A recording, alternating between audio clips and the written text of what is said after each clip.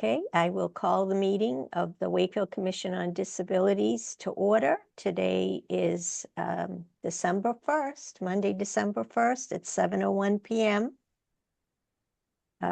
We are all in attendance. What are Where's names? I can't hear. Oh, you're Let me see. let's see. I don't think you're on mute. There we go. I got it. You're good? Okay. Yeah. Okay, let me get to the meeting agenda. Did I not? Here we Just go. gotta say, it's so great to see Dan and Lois back. I know. Mm. I know. I hope you both are doing well. We're coming back just for spite. Yep. We're happy to see you. Okay, let's do the Pledge of Allegiance.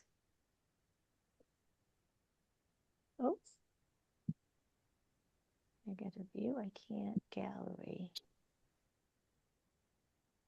Okay, we're all here. I pledge allegiance to the flag of the United States of America and to the republic for which it stands, one nation, under God, indivisible, with liberty and justice for all.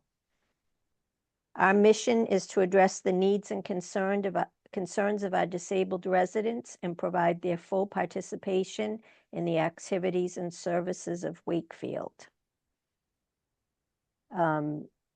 I would like to have a motion to approve our meeting minutes from September 8th, September 22nd, October 6th, and November 3rd. I make a motion. Thank you, Judy. And second, please. Sure. Lorna. Okay, thank you.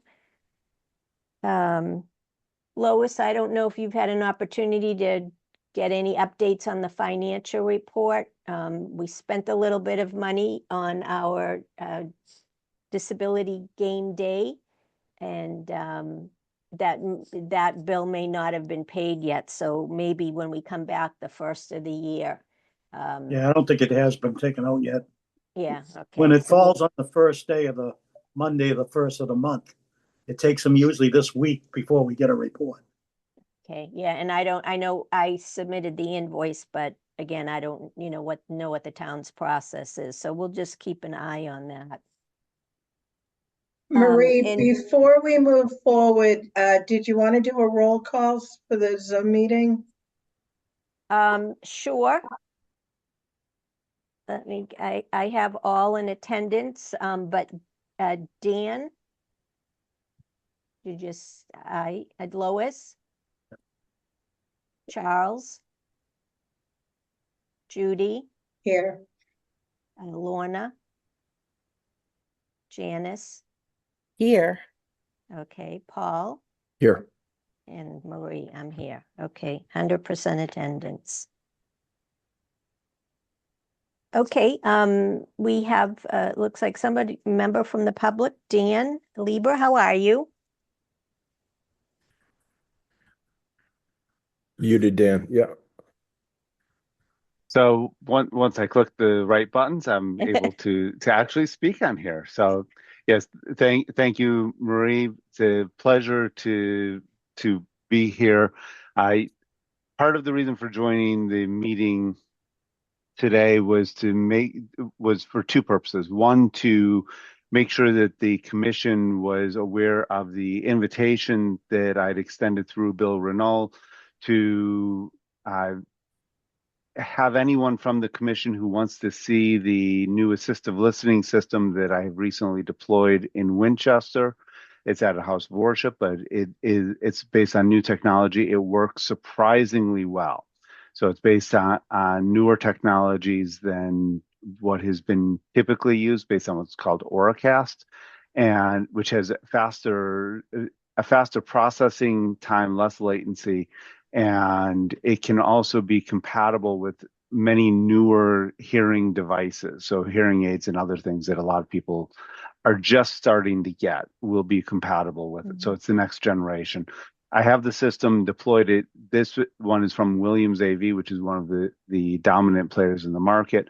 And the initial reception has been really positive. So if anyone wants to come and see it, I typically use it on Friday evenings, but I can also set up a time for anyone from the commission if you want to see it how it operates and works. It's pretty much set the way I have it set at that particular location as plug and play.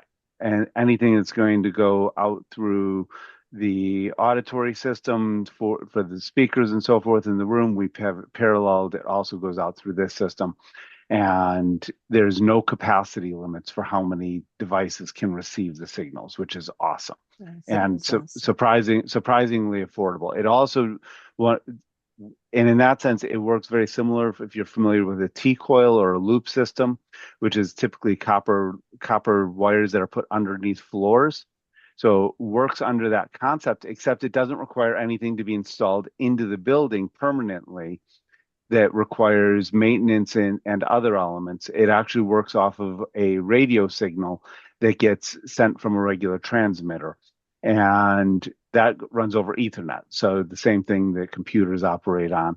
And it's really surprisingly straightforward. So it can actually fit into most retrofit buildings as long as they have some sort of internet connection or computers, which pretty much every building does. It's a really surprisingly usable system. I don't particularly care about any vendors or anything.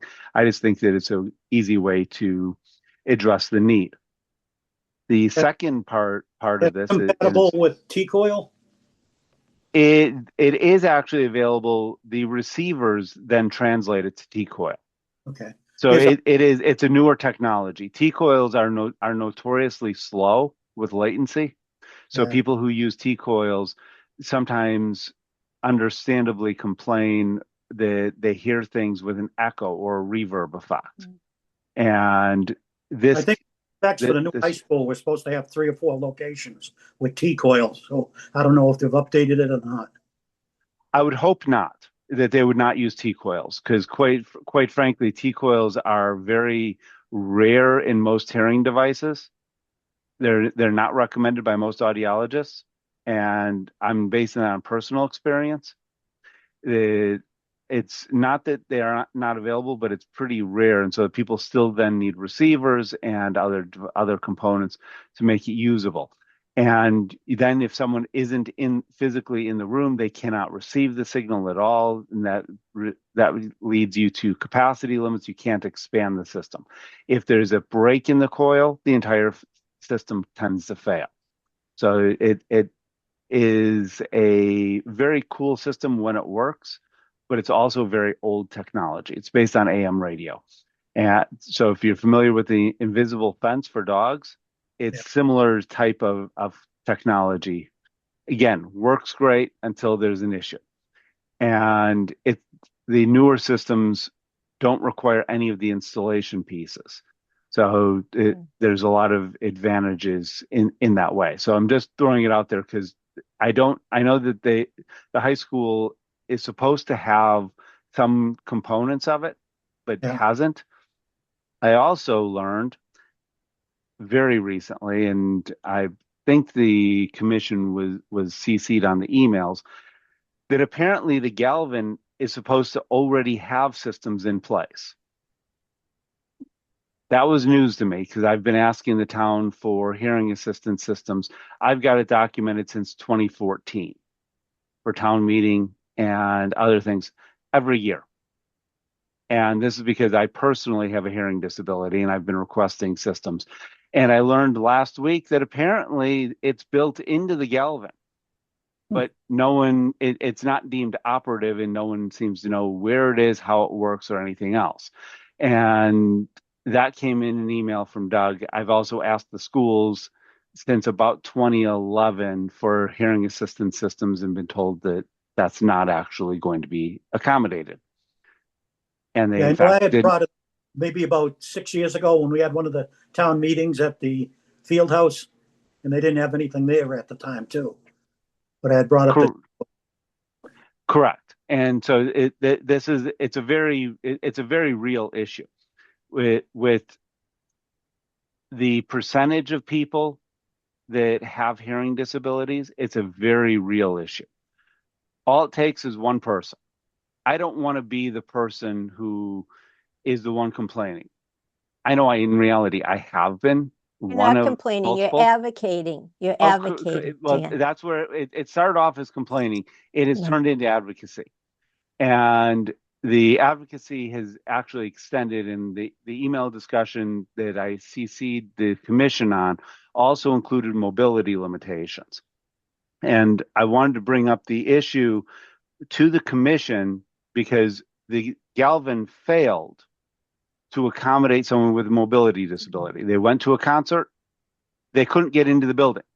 They couldn't get into the bathrooms.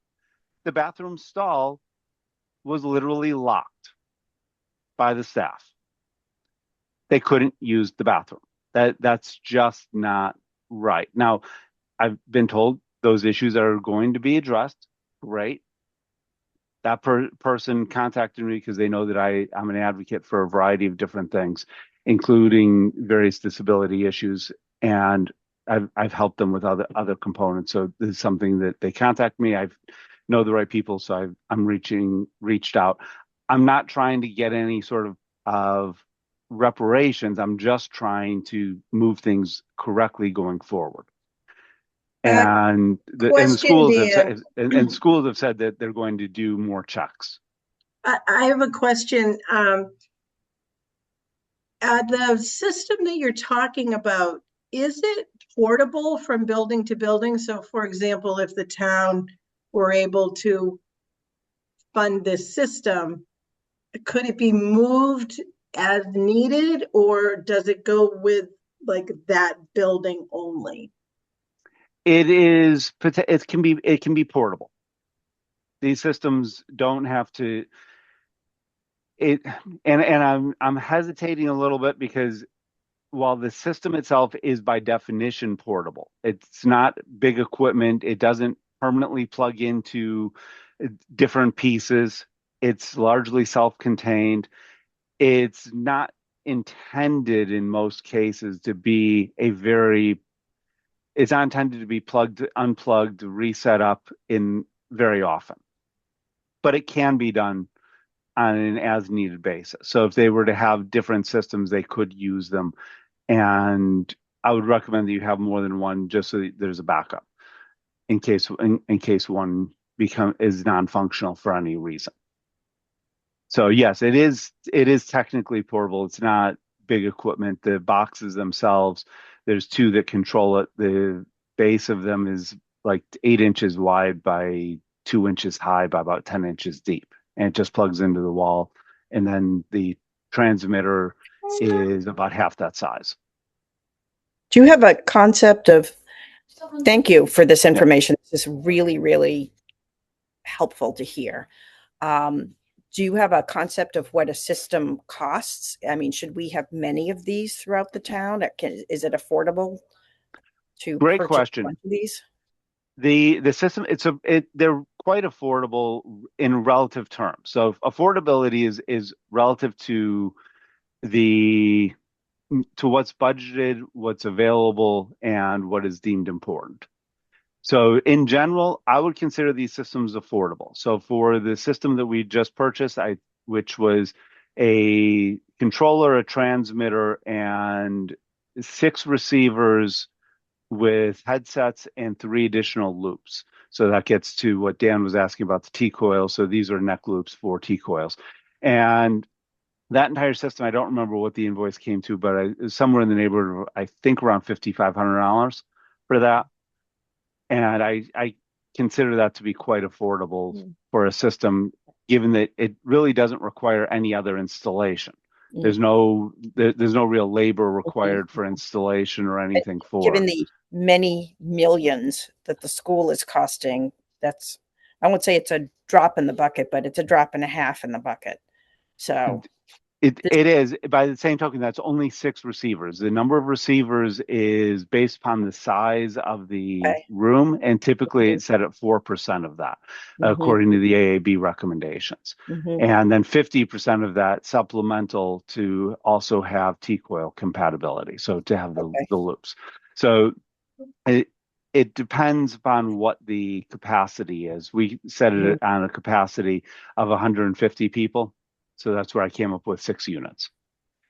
So that's That means the 150 people that are linking into the unit to use it for hearing support. no, Not 150 people in the room. people. 150 people are in the room maximum is who it's unlimited for the number of people who can receive the signal. Okay. If All right. there's 1,000 people who want to receive the signal, that's fine. hmm It's a broadcast signal. So we'll It's need to know the capacity of the rooms that they're going in, correct. which I think is easy to find that information out. Okay. And then I'm looking at this for Galvin, I I'm- don't know what the capacity is for that. And Dan, you say at the Galvin, they already have a system in That's what I thought. place. What Wondering- system? What system do they have I in have place? no I know nothing about the system. This was the I got the email. I think it was on Wednesday. A copy of it went to the commission, and it was the first I'd ever heard that there was a system at the Galvin at all. I'm looking In to see. years of personal advocacy for this, I was completely surprised to hear that there was anything at the Galvin. I had 2 children go through the Galvin and go through the schools. Paul knows them very well. And as someone who has attended lots and lots of events at the Galvin being our primary event space for the town, I've been requesting hearing accommodations since at least 2014 that I've got documented directly of the town. And I've been told, oh, well, we don't have anything. I've been requesting it of the schools. Well, we don't have anything. And, oh, we'll do something. And there were a couple of occasions where things were done and never done effectively. And so it's something that I'm looking for solutions that work. I want to help others. And this is, when the situation came up with the concert that happened, I took the opportunity to do advocacy both for mobility and for hearing. And I'm hoping that things will change from the mobility perspective. They said there would be follow-ups and there would be checks, and I'm I hopeful saw that that will continue. I think that's a move in the right direction, and I encourage the commission to encourage those behaviors because I think that that's really what we're all looking for is increased accommodations. And then for the hearing system, I'm hoping that, again, if there is an existing system, that they're able to make it functional and make people aware of it. Because you have to, if people don't know that it exists, they're not going to be able to ask to utilize it specifically. One more question, Dan. Sure. So I am familiar with Williams Sound. I have worked with the equipment years back, and I know that they have been in existence for many decades. So it's a reliable system. I'm wondering if Williams Sound or something similar really does sell something that lends itself to being portable, because it sounds like if we could have something in the town that could be a more portable solution for things like meetings, for things like you had mentioned, and a concert that could move from building to building. So it sounds like the one that you're mentioning in the church was made for the church, which that's No, the it wasn't. system. It wasn't. It Oh. it wasn't designed for them specifically at all. Okay, but it sounds like it doesn't move from the church. So the ones that I It have can. been It familiar can. It with just isn't. are It's just designed. yeah. So the ones that I've been familiar with are like that one, that it's it's used in that specific space. But I'm wondering if there is something that they sell that is more for portability, that is actually made to be moved from space to space, building to building. Are we aware if there is such a product? I am not. I have not looked to see if there's an Auracast transmitter oriented system that is intended to be portable. There are FM systems that are intended to be portable. Williams and other vendors do sell them. They have significant limitations because as soon as something is portable, the radio output is reduced because of other requirements. So the amount of power typically goes from 3 watts down to 0.6 watts as to what it's allowed to broadcast as to the maximum power output. And that changes the distance that it's able to reach. So that's where you get into some of the other components because you're looking at FCC limitations based upon bandwidth. So it's not that the systems have to be fixed within the building.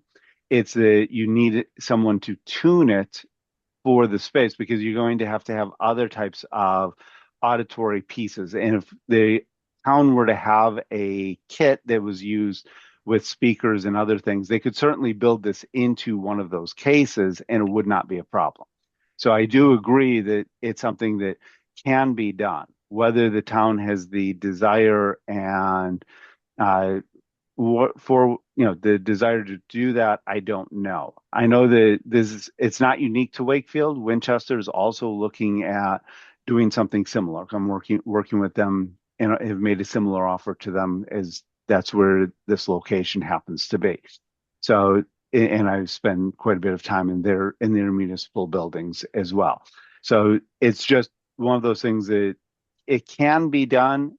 I would again recommend that there's redundancy in anything that deals with accommodations so that when there is a system component that fails, there is a backup that is always immediately available. That gets to the heart of the AAB requirement of making the systems available at all times, making accommodations available at all times.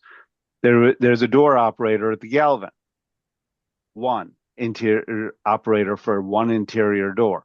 When it wasn't operable, the building was inaccessible. That doesn't meet the requirements. I will And add in that the last time, whatever time was that we were voting, I always go in through the accessible entrance, the external and the internal. The internal push plate was not working. So we contacted Bill Renault and it was fixed. So it's not the first time that has been inoperable. One of the things that I would like to do, and I've been saying I want to do it for about a year and I haven't done it yet, is I want to create a checklist, certainly for voting day, that the folks that are setting up the poll are going through a checklist, an accessibility checklist specific to voting, which would obviously include getting into the building. That day, the inside door was propped open. So that's all they need to do is prop open one of the internal doors if that push plate is not working. And they have to do it. Doesn't matter what the weather is.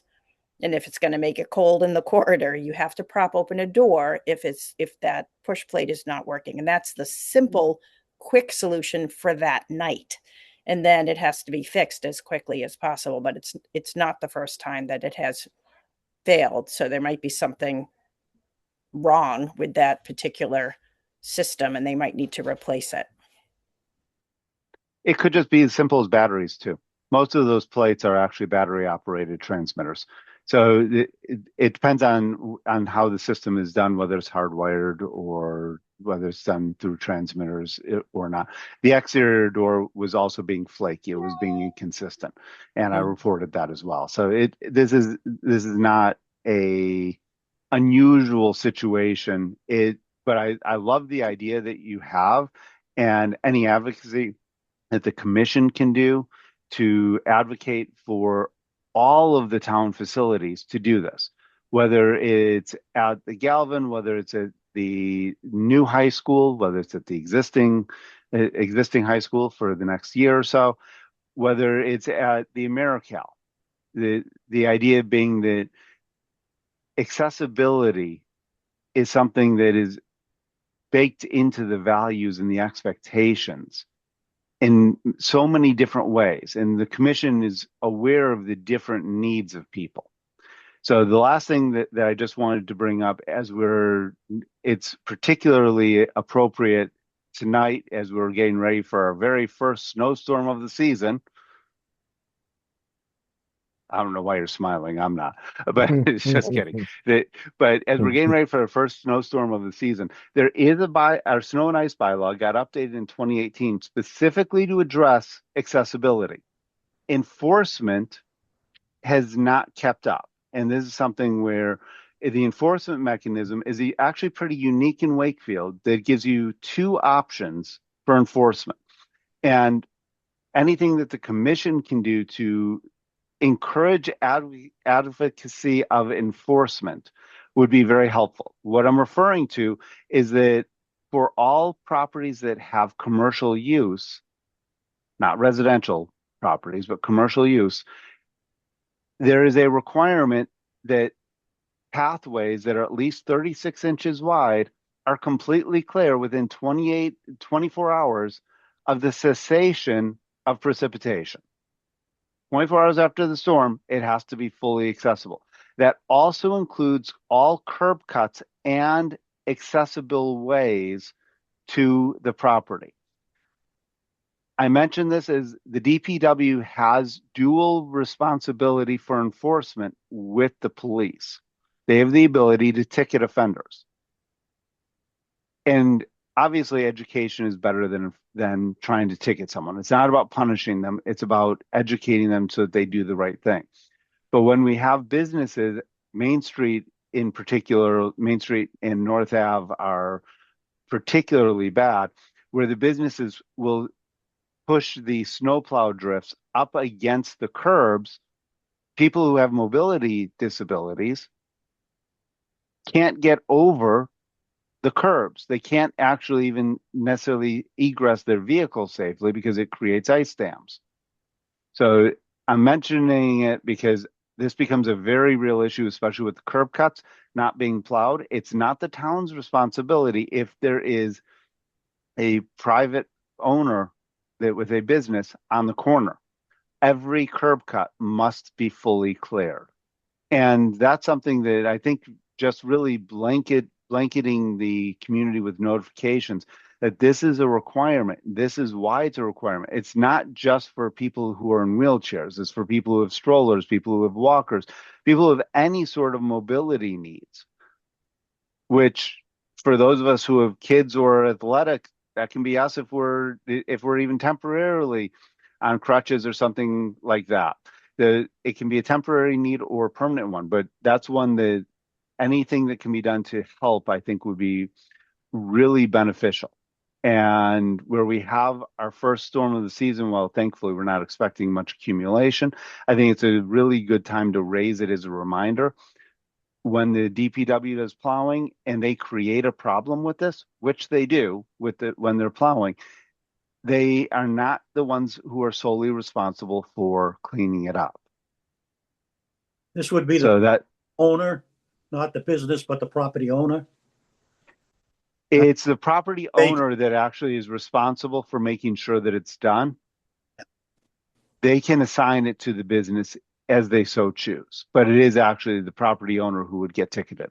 And it's $300 per calendar day. So the fines are intended to be steep, and they are enforceable with a tax lien and a foreclosure. There's a provision, it might only be $200 per day, but $200 or $300 per day. I forget the number offhand, but it is actually, there's a provision in mass law to enforce it with tax liens, and that has actually been adopted as part of the bylaw. So it does have potential for teeth in it, but the goal isn't to get money. The goal is to get compliance and to make things accessible. Because we do have a vacant storefronts on Main Street. And I think you probably know what they are, but usually those are the ones that aren't plowed. It's And not the also- plowing that's a problem. It's actually the Also- shoveling. Also, the sidewalks in front of the two bus stops are never plowed, shoveled either. Have no idea who's responsible for those, but MBTA, pardon me? The The, MBTA, like they're gonna come out and shovel it, right? Yeah, I, I asked that once before and I never got a real answer.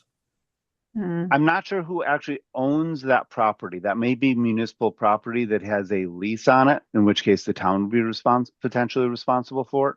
I leave that up to the attorneys to determine who the property owner is of those actual parcels. That may be a municipal responsibility for compliance. So how does the town communicate to these business owners, particularly those in the locations that we're discussing? I mean, if we were a business, you would have everybody's email, and you, just like I received today from my corporation, we're expecting a storm tomorrow, be careful driving in the parking lot, blah, blah, blah. Should we not be doing that to those business owners? The DPW should be reminded, and then it is the town's responsibility to communicate to the business owners a reminder of what their responsibilities are, a copy of the bylaws potentially with the listing of the fines. One of the things that sort of makes sense to me as we talk about this. So when there's a storm coming, a lot of times we'll all get notifications that there's no on-street parking, right? It would seem to me that a link to this bylaw that you're discussing could be part of that notification, because we're all getting it. I would assume the businesses get that as well. I like the line of thinking. I would suggest that it may be worthwhile trying to work with the town administrator Casey to figure out who would be appropriate for that. So the bylaw it's chapter 175, section 8 specifically. Section 9 is also related to it for the deposit on public ways. So section 8 is the responsibility of the owner. And the way that it's framed, just again, because this was done with the commission's input previously and with this specifically in mind, any owner of real property used wholly or in part for stores, offices, or other commercial spaces open to the public and abutting or upon or contiguous to a sidewalk of a street shall cause such portion of the sidewalk to be maintained in a non-slippery condition suitable for pedestrian travel by clearing it of all snow, ice, and slush within 24 hours after the cessation of precipitation, and shall maintain the said portion of a sidewalk in a non-slippery condition by the applications of sand and or melting agents as may be necessary. Continuing on, the extent of clearing, snow, slush, and ice shall be removed from the sidewalk in such a way as to create a clear corridor of at least 36 inches in width along the length of said sidewalk abutting such owner's real property, or if the sidewalk is narrower, over the full width of the sidewalk. This duty includes all ramps, regular access points to the street, and marked entries to the street where a crosswalk exists. Penalties: a violation is punishable by $200 per violation. Each day constitutes a separate violation. And it can be enforced by the Director of Public Works or their designee and the police department. So Dan, is this a link that maybe you could send, I'm thinking to Janice, who's taking our minutes, so that we would have what you're reading to Sure. refer to? I think Absolutely. we reviewed this about a year ago. Right. The link may have been in past minutes, but it would be good to have this. We talked to Bill Renaud about this and talked about enforcement. So we have, I would say, minimal awareness of, but we really haven't done anything to communicate with businesses directly from the commission on this, and maybe communicate in concert with DPW and the commission and the police department, and have everybody coming in on this so that everybody's equally aware. We also know, given that we get put into our budget or our treasury or whatever you want to call it, we get the fines for parking violations. And I think that we are all in agreement that there are way more parking violations that occur than actually get ticketed. Right. So there is a very great hesitancy to quote unquote, not be friendly to the community. But I think that if we're doing education and we're doing it and doing it and doing it, and then saying, okay, now you've had lots of information about this. And so here's the situation. And we've been told specifically that if we see a parking violation occurring, that we should call the police department and have something done about that. So I don't know what would be the procedure for this, but we should figure it out. I don't think that it's, I do I'm agree with you, Janice, and I do remember discussing this probably around this time frame last year, because I had also, not in Wakefield, but a different community, I'd had a situation where I couldn't access something for the exact reason that Dan's talking about. It was totally plowed in. And then we had to go way around to get to where we were going. So I do know what you're talking about. I definitely think the link should be in the minutes today. If it's not on our resource page, we might want to add that as well, because Dan, you're probably aware there's a resource page for the commission that has a lot of very specific things. This would be a good one to add. I would think it would be important information for people. I think it also would be great to have an article in the item where everything is That's a good idea. outlined. good idea. People Yeah. could cut it out, just, the highlights of it. It's hard to go through legislation and pick the things out that should be picked out. So if there's something that's at a much easier literacy level and pulling out the highlights and saying, and then this is what could happen if you are not in concert with the bylaws. Yeah, I think oh, go ahead, Marie. Sorry. I was just going to say, I agree that we certainly can put that article together, but I think the communication, to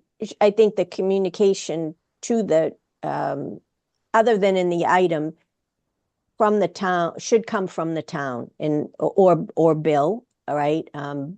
Not directly from us. I think, we should work with Bill, who would probably work with D. Casey to determine the best way to get the word out to the businesses in town.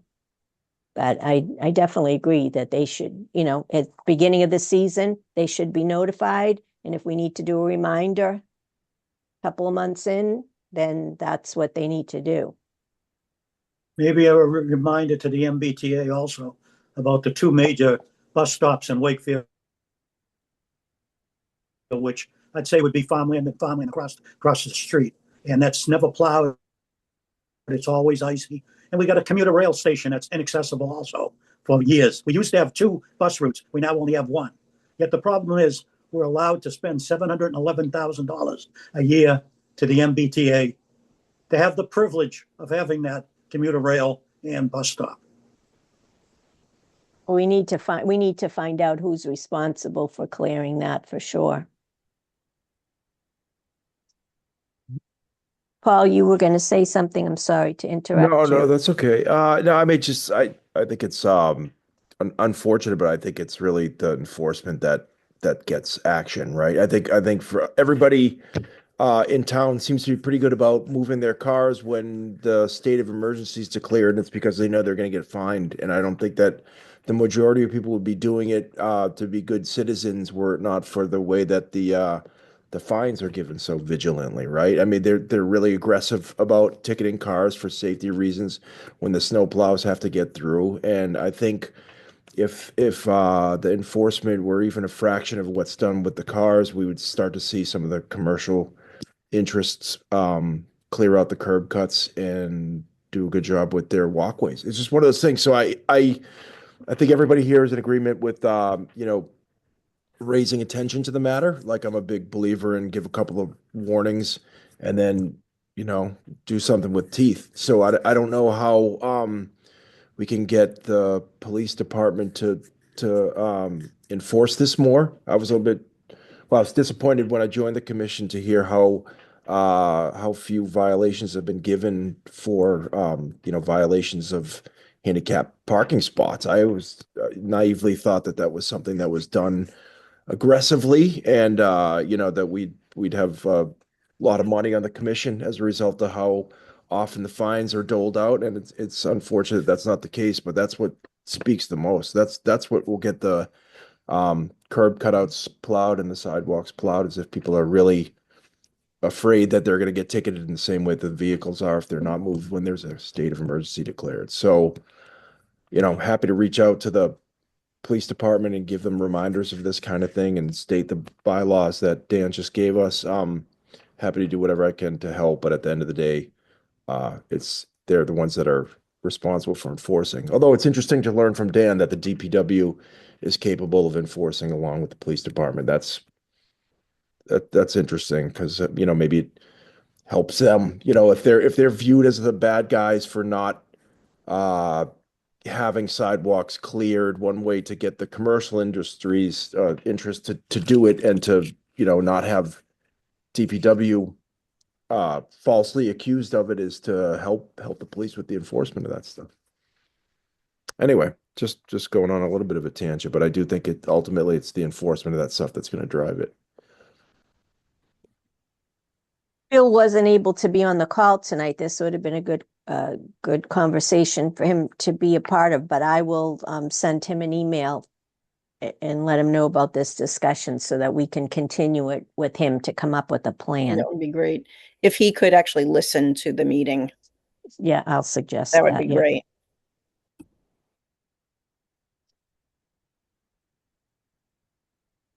So just wanted to say thank you to each of you for all of the time that you spend in these meetings. As someone who has been on quite a few different boards and public bodies over the years, I have a huge appreciation for everyone who is willing to put the time and effort in to bettering our community. So personally, I just want to say thank you to each of you for this because it takes quite a bit. And I was made aware that in another town where there is no commission, that literally a person went to vote and couldn't because, well, the entrance was on the opposite side of the building from the handicapped spaces. Person was in a wheelchair. And oh, by the way, the door was not an accessible door. There were no ramps and there were 3 stairs. And they were told, oh, well, if you can't get inside, then you can't vote. That's illegal. So incredibly illegal. But without a commission, there was actually no one to really advocate for them. And the Disability Law Center for Massachusetts should look into that. I'm in agreement, and it was disheartening when I read that particular town leader, I don't remember what the title that they went by, actually still referred to disabilities as handicaps. And they were very proud that they were now making things handicap accessible in some new spaces that were happening. So I mention it because, again, what you're doing is really helpful. It takes a lot of repetition, a lot of steps, and it can be frustrating at times. I know some people on this commission have been doing this for a very long time. And so truly, as someone who has a disability myself, who's been an advocate in different ways, I say thank you. And I know the work that goes into this, the care, the love, the time.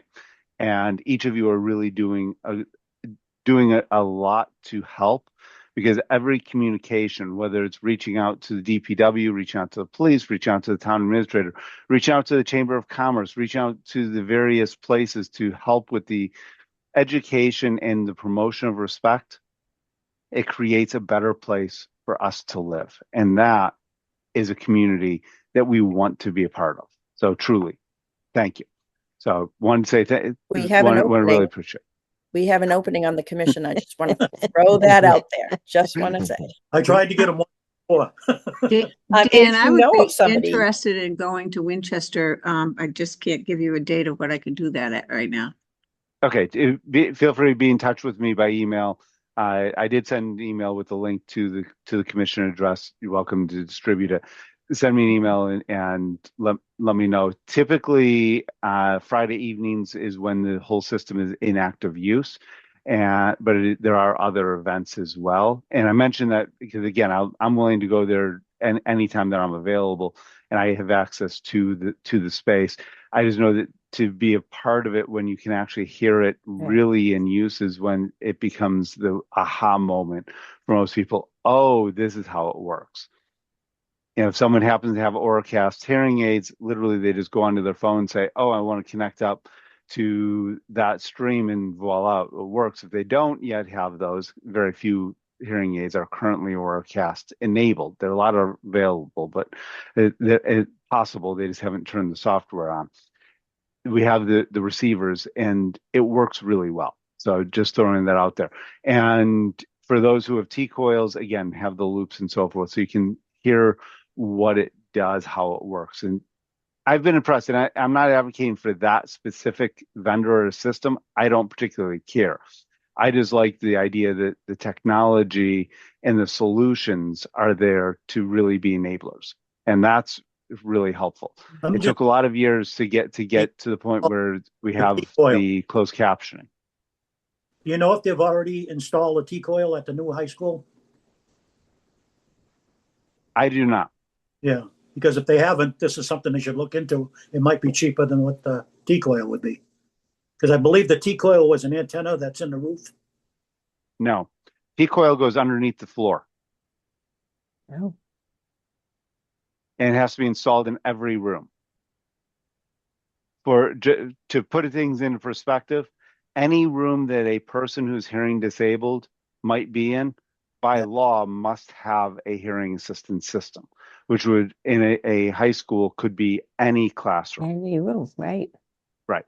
So this type of system tends to be, and the portable-ish systems tend to be more practical. But for an auditorium or gymnasium, place like that where you can have very high density, T-coils mean that you don't necessarily need to have as many types of receivers and so forth. Auracast works along the same principle. So and with the receivers, people can bring their own or they can use one that's supplied.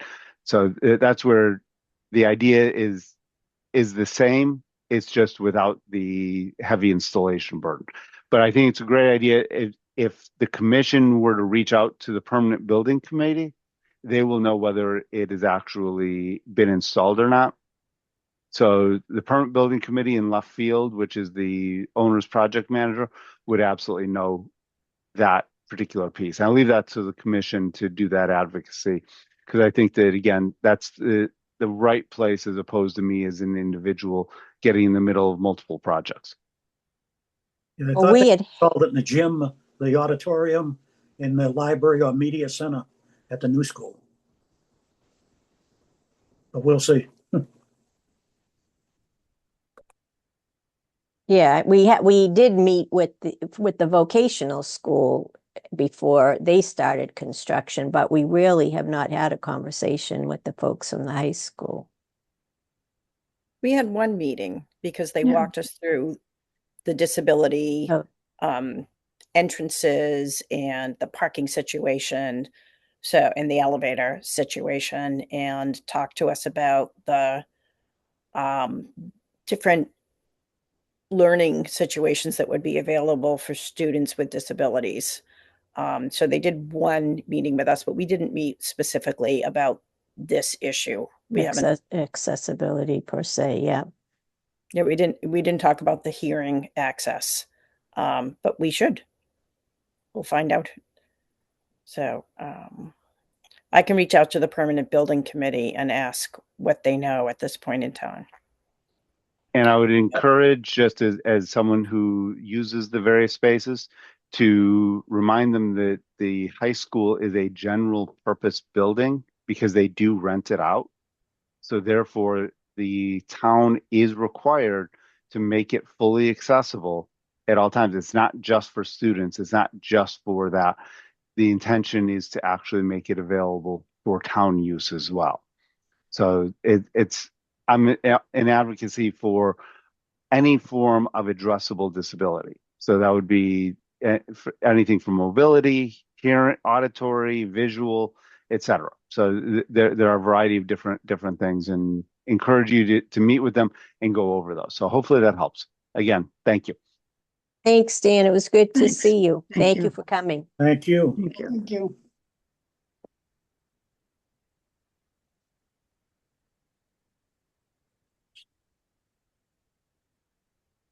Okay, so as I mentioned, Bill wasn't well, so wasn't able to make the meeting today.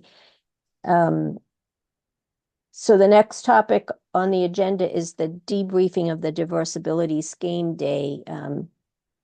Unfortunately, Nico's not here, so we can't get his input. But we did, in line with this, get an email from Elizabeth Parsons, who I believe leads the Wakefield Youth Council, advising us that Nico has been elected to serve on our commission again this year. So glad to have him back and see what other good ideas he comes up with.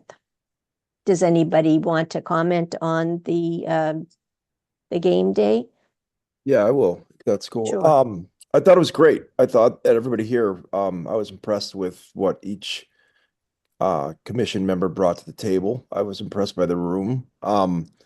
Folks that were there had a good time. And I think everything seemed to run smoothly. I think the one area that I was a tiny bit disappointed by was I had reached out to the Best Buddies program coordinators at the high school and Galvin, and I don't know that there was that many people there. I felt like I saw one student that may have been a best buddy. I don't know if he had his buddy with him or not, but it just anytime I see something that's got a lot of infrastructure that could have accommodated like three times the amount of people that they had there, I feel like it's a shame that we couldn't have had, more members there. And I just like I didn't want to get back to the Best Buddies coordinators and complain, but I kind of have struggled with like, do I let them know it was a little bit of a missed opportunity? Because for example, I get contacted in the with the sports that I run, the adaptive sports that I run about, hey, would this be a good fit for the Best Buddy community? And often I'll say, um, we would love to have your like adaptive students, but we have like a good coach ratio already, and I don't want to have a 5-to-1 coach to player ratio when I have a 2-to-1 coach to player ratio. So I'd love to see. I felt like this Diverse Abilities Game Day would have been a perfect fit to have a student and his or her buddy with them there because the infrastructure was so great and the volunteers were doing such a bang up job. I just hope that if we're able to run the next one, we should really impress upon the Best Buddy coordinators. Like this is what you guys are looking for. This is your North Star event. You know what I mean? Like, cause it could have accommodated about three times the amount of folks that were there, in my opinion. But Yeah, I think I felt similarly.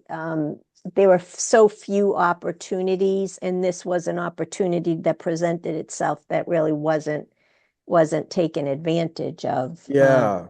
And I And we think nailed it. I feel like everybody here nailed it, right? I mean, like the music was good and the room looked we had a lot of fantastic, games, and we right? had a ton of slush and drinks that that didn't get used. And I don't know. I think Nico, and shouldn't speak for him, but I think probably would have liked to have seen more of his typically developing peers, Yeah, right, there right. participating.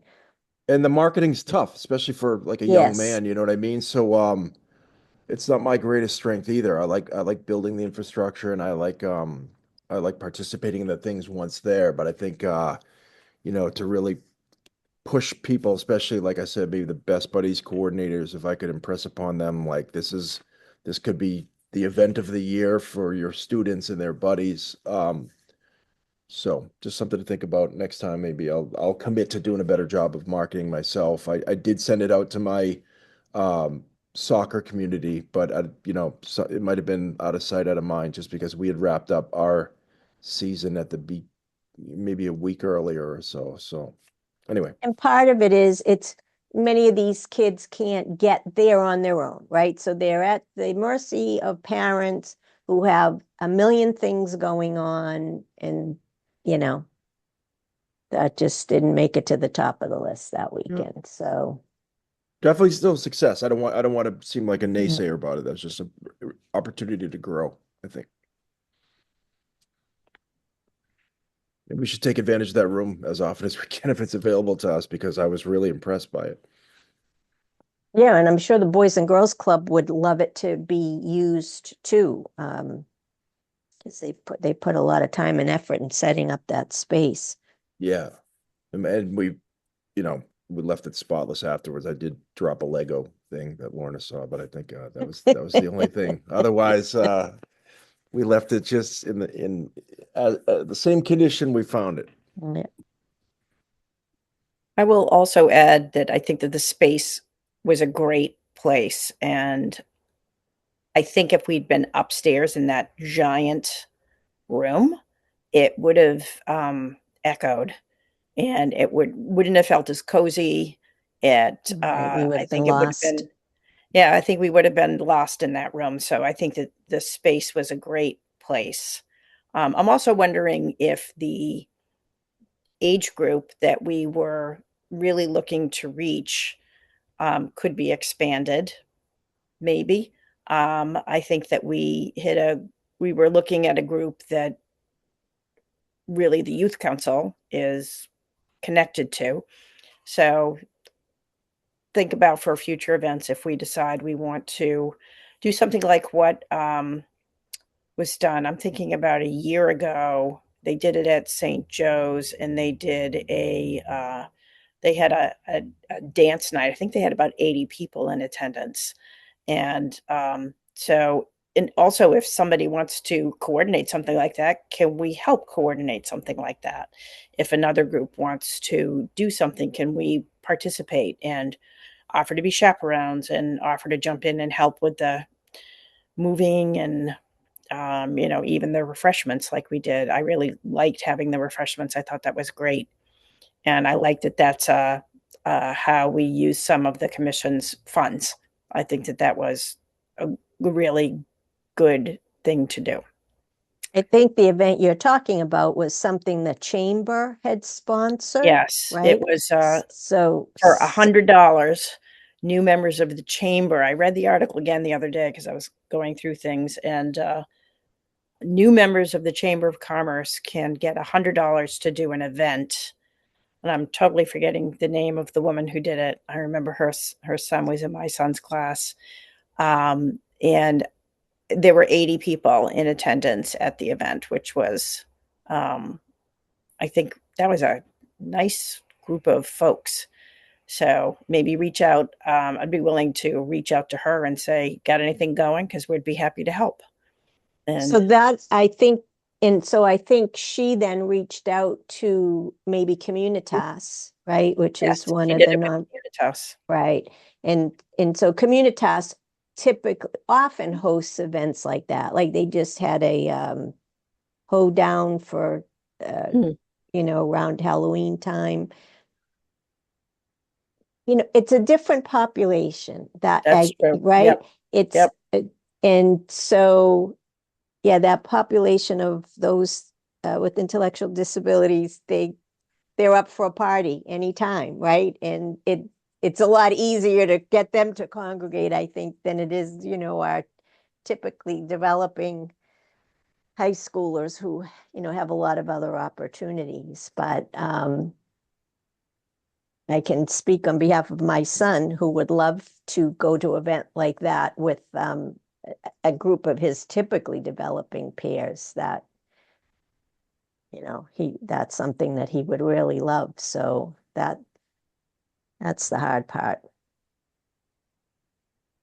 But yeah, let's see if the chamber is up for that again. We could all, we don't have to organize it, but we could always participate in some way. Right? Let them kind of, I think Communitas got the word out, and that's why they had so many people, right? They had access, and it was easier for them to get the word out. And then it. furthermore, if they can coordinate with the buses, right? Like I know there's a pipeline from group home to Right. Communitas with the buses, and if that's done to the Marical or something for an event, it makes it just that much easier. Yeah, that's The vans, I mean. the vans, yeah.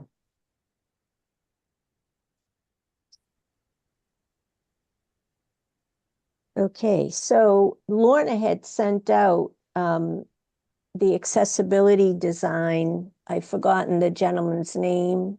Was it Bob? It was on October 29.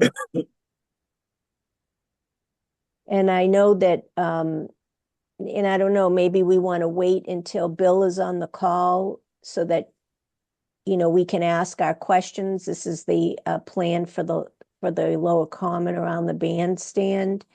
I don't know, to me, it just might make sense that we wait to have that conversation with him. No rush now, right? And vote on, how we want to move forward with that. Anybody have any other thoughts or comments? Well, I think that makes sense, especially where we talked about having a meeting too with the Friends of Lake Quannapowitt. Right, and so did Yeah, so anybody? I was in checked? touch with Bill about that very thing. Okay, And yeah, I think I CC'd either both of you or Marie on it. But we talked about kind of tabling that until January. For one thing, everybody is so busy right now. Right, absolutely. And then I think that Bill was going to invite the Friends of Lake Quannapowitt to the January meeting. And then we can discuss it all together.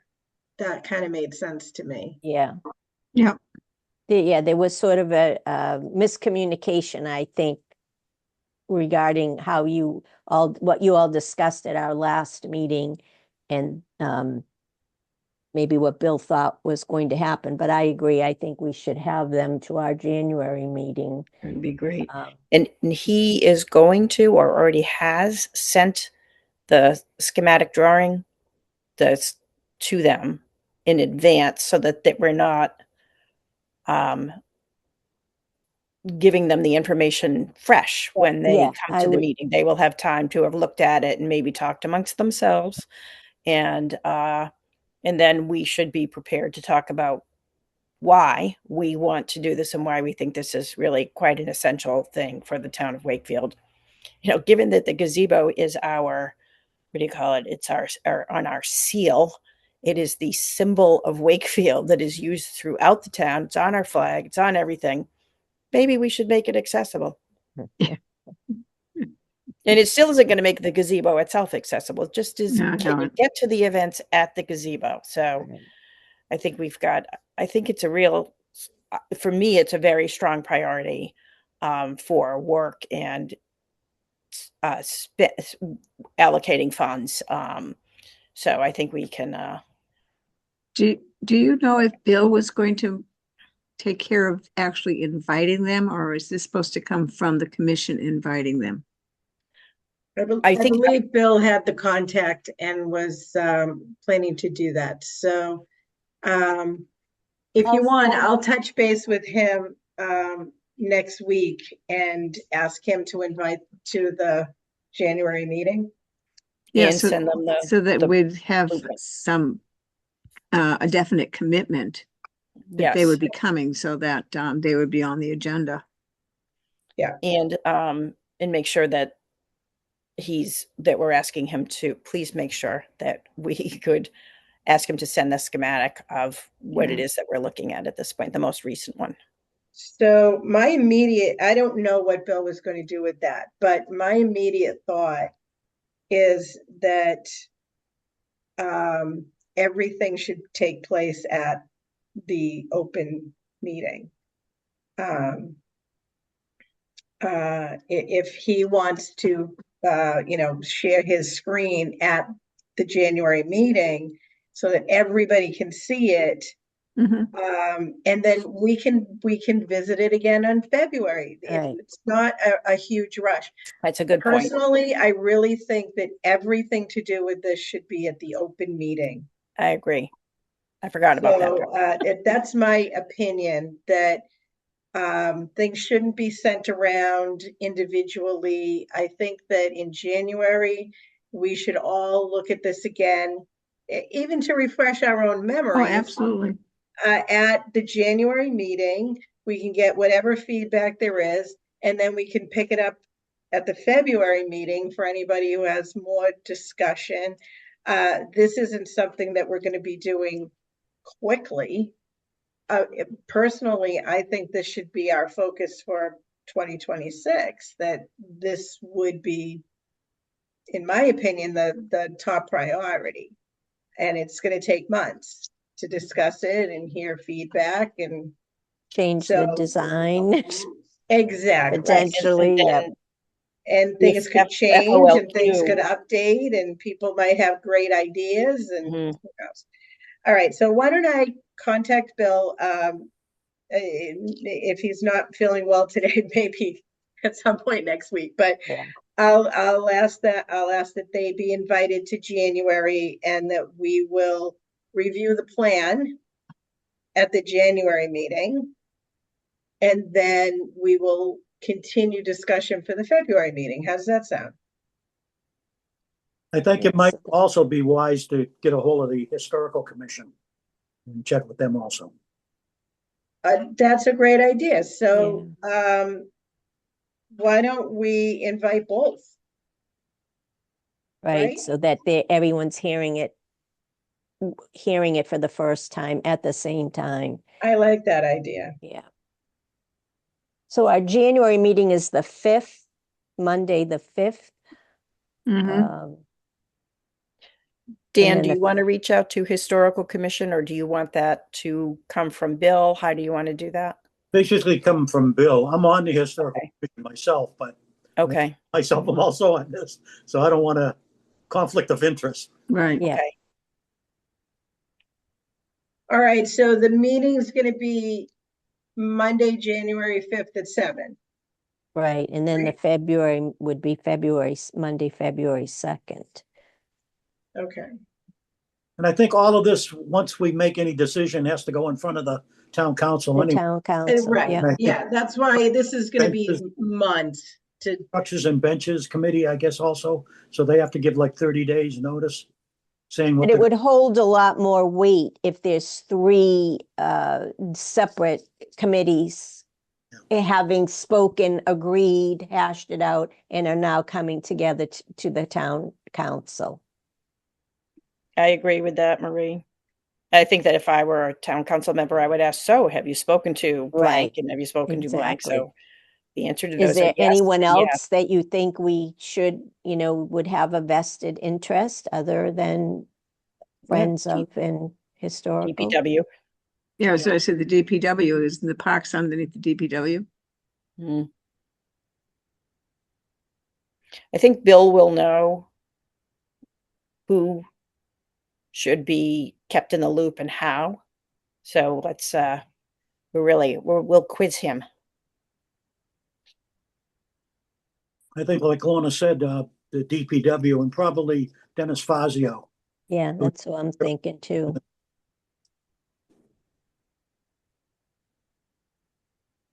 And he could be a hard sell because he's very particular about Oh yeah, his common. he does a great job. He does do a great job. I know from the buddy walk, he is very particular. all right, well, I'll plan to reach out to Bill either this week or next week And we'll invite both the Historical Commission, I think that's a great idea, Dan, and the Friends of Quantapowhat for January. We'll share the plan at that time, receive feedback, and then we'll continue the discussion in February and possibly beyond. Okay, sounds good. All right, any other topics that we didn't cover? I have one thing that I wanted to mention. I just happened to see in the item that Representative Kate Lipper-Garabedian was holding office hours, and she was planning to hold the office hours at the ACE building just to change things up and move things around. So I wrote a personal email to the person that works with her, her aide. I got an immediate response back from the representative saying she was unaware that the building is currently not wheelchair accessible, and she would move the meeting. So Oh, I just thank you for that, wanted Janice. to just let people know that happened. It was good. It was a different response from when the thank you event for commissions was being held, commissions and boards was being held, and the response was, we don't really care. We're not going to move it. This was, I was very pleased with the immediate and direct response from the representative. It didn't even come back through her aide. So that was good. I think I saw an article recently, but I couldn't find it to say like where the meeting was moved, because they've had it at AmeriCal before. They've had it in one of the school buildings. They've had it in other places that have been accessible. So I assume it got moved to one of them, but I just couldn't put my fingers on the article. I'll look it up on the website. I assume it's on her website, and I will check. Yeah, so I'm looking real quick too to see if I can find it.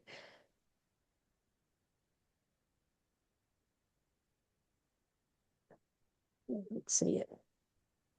Okay, that was good to know. And we're at some point we need to get an update from Bill as to where things stand with that building. I mean, I know that everything really moves slowly when it comes to feasibility studies and getting the grant money to do what needs to be done, but I've sort of lost track as to where we left off with that. I think it's the elevator. Right, well, that's definitely And the sticking I think point. a fire suppression system that doesn't have.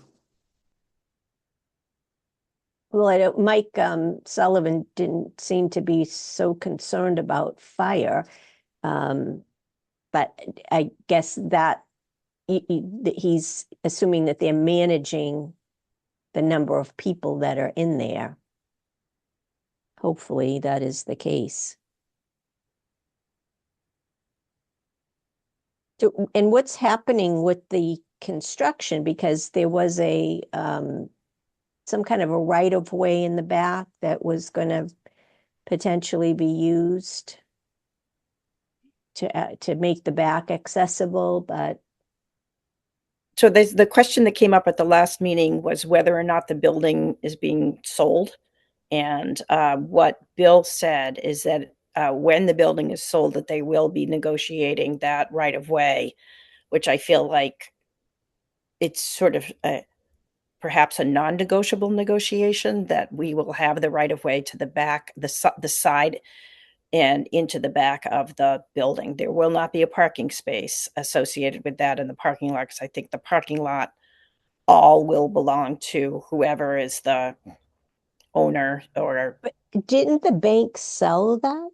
Wasn't it well, that sold? was a And they, question that came up the last meeting, is that was it did it fall through, and is it going to be sold again, because somebody saw a for sale sign Yeah, I had outside. seen the placket saying for lease or for sale. Okay, Um, so that's a question. I haven't been by there for a while, but I know that they had been out there. Well, probably I know September, and Mhm. Because So it that looked was, like something had started in that back parking lot. They had, Yeah, because they that had, back parking lot is all blocked off. You right, can't they had use it. blocked it all off, so I thought something was imminent. I thought they were trying to get a tenant for the main bank area, that first floor. mhm. The rest was, Supposedly a restaurant, right? That Right. at least was the original plan. That should be We can interesting. ask around. It's a Let's see. beautiful building, so hopefully they do something to restore it. I think at this point, the assumption is that that the ACE building will have that right of way easement, I guess it's called. And I think it would be difficult for whoever owns the building not to allow that. Yeah. But that said, who knows? So I don't think there's a plan to make the front entryway accessible. I think it's going to be the It's the easement through back, the yeah. back. That's what I think I understood too. He said it was just going to be too much to take over the sidewalk part of the street and whatever would Yeah. have to be done in the front. And they were the parking. There'll be a parking spot reserved, very like in the front or across the street from or close to the building. I think as close to the building as possible. Is that a one-way street? I don't remember. Albion Street, Yes, yeah. Albion That's Street, one way. yes. Okay. From the It's on square Albion. That's going right. down, yeah. The Albion. Yeah. So that's the A in the ACE. So, The so No we problem should, worries. being is that even though they have a um accessible parking space in the front of the building, the accessible entrance isn't in the front of the building, it's all the way Right. around the back. So wonder if somebody does not have the mobility capacity to be able to, wheel themselves around or walk with a walker or whatever from the front of the building all the way around to the back of the building to be able to come in with Right. an elevator. I think the issue is that they don't own that space. The town doesn't own the parking Right. lot. I think the That there easement, could be a space on, is that Chestnut Street in the back? I mean, there certainly could be some accessible space on Chestnut, or more than one if need be. I think it would have the same issue. It's still going to be, you're going to have to navigate all the way across the parking lot to get in the entrance. It might be, so it's something to look at. Where do we want the parking space to be? And why not two? Why not have one on Chestnut and one on Albion um, and see if that could be accomplished? If they put in those condos, though, that are supposed to be going in off the back of that building, there'd be no way of actually accessing it from Chestnut Street because there'll be a building there. I think what they were gonna do was, where the old drive-through used to be that you could drive through. That was Yeah. open and it was like on the second floor, like a bridge going across. An enclosed bridge. I Going kind of recall across to that too, where? Dan. It would From be the, the second floor going from the new condos to the old bank building on the second floor, like a bridge that was enclosed. Yeah, 'Cause but I that's think- not going to make it accessible to our entrance in the back. It would be, where that bridge is, it would be accessible right through. underneath the bridge. So I think That- there's the Oh, I see what bank, you mean. and then they, above the bank, current bank building, I think is going to, is the condos are gonna start. And then there's a new building that's being Yeah. built alongside of them that will be condos. And then, as Dan said, they proposed a bridge between the second floor of the two condos, and underneath that would be the Access, okay. accessibility into the building, the first floor of the building. But it's been a while, so who knows what changes. I Yeah. know, when, if somebody else is going to buy it, that whole design. Yeah. Who knows what they're gonna do with it? That whole design could change. I think they were gonna have some parking underneath also on that ground level. It's Well, I such a gotta jump shame off because the that's call. inside of that bank is so gorgeous. Beautiful, yeah. What a performing arts center that would make. Yeah. Yeah. Right in the middle of downtown. But then again, we'd have accessibility problems with getting into that building too. Not being able to access it from the front of the building. Yeah. In Malden, I was just there this weekend. There was the First National Bank and they made it a brewery. They made And it it a was- brewery. A brewery. And it was so interesting because the vault was still there, which was used as a private function room. When you walked in, you know how often those old banks had marble walls, and they Mhm. had the marble wall. They had these beautiful, elaborate chandeliers, yet the ceiling was open, exposed to the piping and everything. And it was just such a contrast, but yeah, they just did a beautiful job. The bar was all marble to match the marble wall, and whoever designed it, yeah, it was really Was it quite accessible? interesting. It was accessible, right? The front door Wow. was street level, Ah, so you could walk right in. Yeah, yeah, I'm the wondering front door what they, was street they level. did in the old trust company building. They used to have those beautiful big murals of old time Wakefield, similar like Brothers, all along the wall. I don't know whatever happened to those. I wonder what Mm. happened to those. Yeah.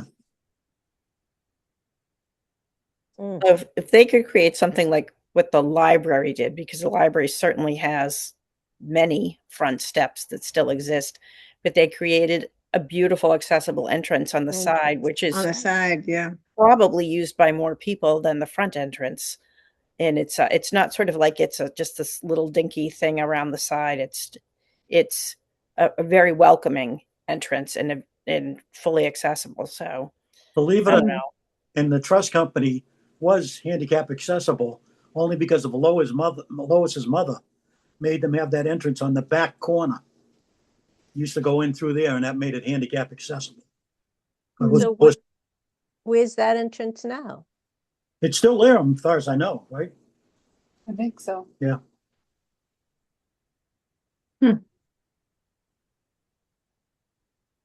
They used to have like a sidewalk teller at one time there, also just up from that going towards the parking lot, right on the corner. Yeah, you Yeah. can see there's like a little booth or something there. There was a doorway in the building itself that went inside that made it handicap accessible.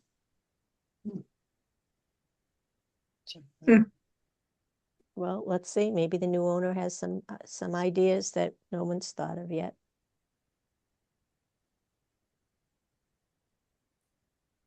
Okay, anything else? Think about the town report for the year, or what the commission has done. Oh, thank you, Dan. You're When you- always good at reminding. 'Cause January, I, maybe. Sherry will be reaching out.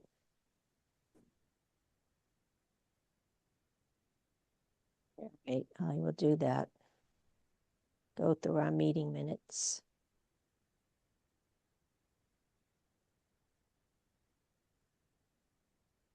Okay.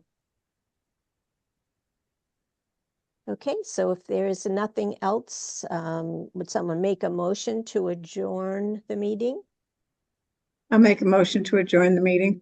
Thank you. One and second. Sure. Thanks, Paul. Okay, so we will adjourn at 8:24 p.m. Thank you all. Happy holidays. Happy holidays You to you too. all. Don't Thanks, see you. I everyone. know it's going to come fast these next few weeks. Yeah, I know. See you in the new year. Same to you. Yep, we'll see you on January Yeah. 5th if we don't bump into one another around town doing some activity. And Lois and Dan, stay well. Yeah. Yes. definitely. Mm, Always. great to see you. Yeah, been a call long if you month. need anything. Long 2 months. Yep. Yep. All right. Good night, everybody. Good Good night. night. Thank All you. right. Bye.